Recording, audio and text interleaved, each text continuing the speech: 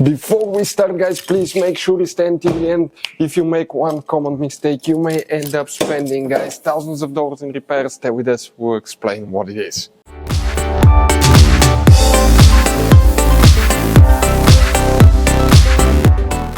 Hey guys, welcome back to Auto Repair, guys. Today will be super helpful video to any of you trying to find fuses relays for the windshield wipers on Mercedes W204, guys. If you need to find where they're located, stay with us, we'll explain that. Please, guys, do not waste your money on repairs, parts, diagnostics. You may not need it. Could be simple fix. Always check the fuse and the relays first. Now we will explain where you can buy cheap parts, tools in case you need to. We'll share the information in the description of the video below. You can get them at a good price, quick shipping. That way do not waste money and time. So let's start on it now. Before we start, let us tell you a little bit about us, guys. Every single car we get here at the garage, we try to make at least 200 to 300 free repair videos. We make mechanical repair videos, engines, transmissions, bodywork, electrical, engine, transmission codes, fuses. Why we guys do all that? Because our mission here at the garage is, guys, to save you as much money as we can. All we need in return, please subscribe to the channel, like the video. That way we can keep making these free videos.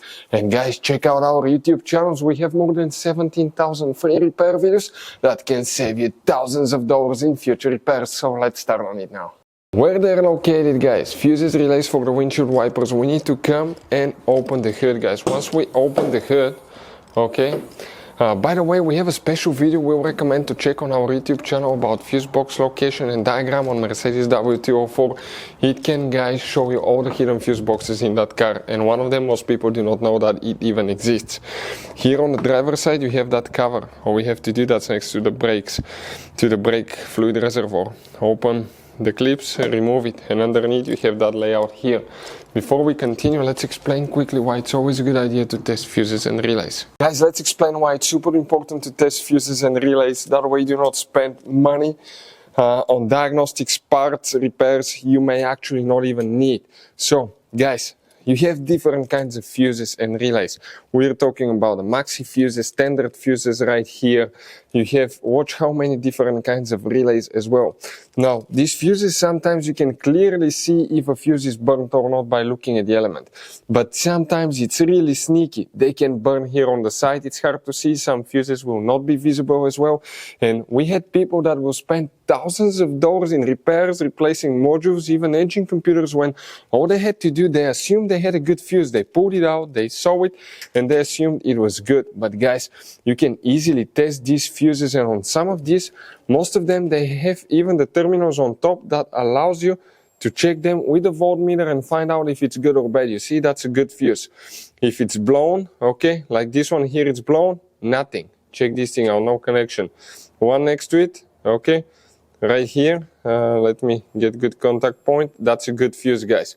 You can see you can test them. Now, relays are harder to test, but with the voltmeter, fuses are super easy to test. All we have to do is set it on that setting and practically your ohm resistance setting, and you can find, guys, okay, if it works or not.